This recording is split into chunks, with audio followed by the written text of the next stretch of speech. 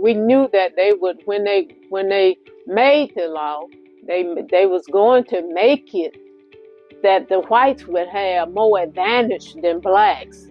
I mean, you don't have to be a genius to figure out that they was going to do that in the mix of changing the law, and that's exactly what happened. Most of the kids there were black, but the nuns we had were all white.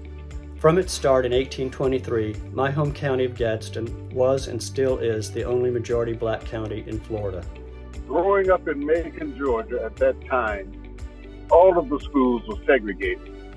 However, my parents were very pro-education, and they were determined that the children, all 12 of us, would be well educated. So they sent us to a Catholic school because they told us that we could be anything that we set our minds to being.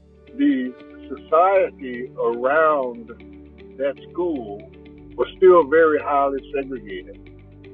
When we got on the buses, you had to get to the back of the bus to go in a place, and that works with your mind if you don't have a counter message. And I was one of the 16 students who helped integrate Durham High School. We had always been taught that white was better. Okay, we always heard those kinds of comments. And we still hear those kinds of comments today. I think that there were advantages in being in an integrated school, but there were definitely disadvantages. One of the disadvantages was that the caring and the passion and even the understanding and the valuing of black students differed from that of a segregated school. I mean, I heard about it when they announced it in 1954 with the Brown versus Ferguson case. But when they said all the liberal speed in 54, and I hadn't quite gotten to high school, they still hadn't done anything. So I figured that there were some people on the Supreme Court who meant well, but there were people in the executive and the legislature who had to arrange for implementation who had decided that they were not going to do anything under all the liberal speed. I attended the Noble Park High School in 1968, and that was the year that the school was closed down because of segregation.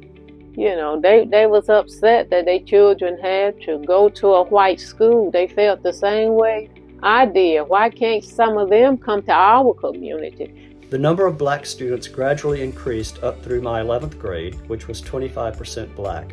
White parents, including my own, were most concerned about the quality of education declining.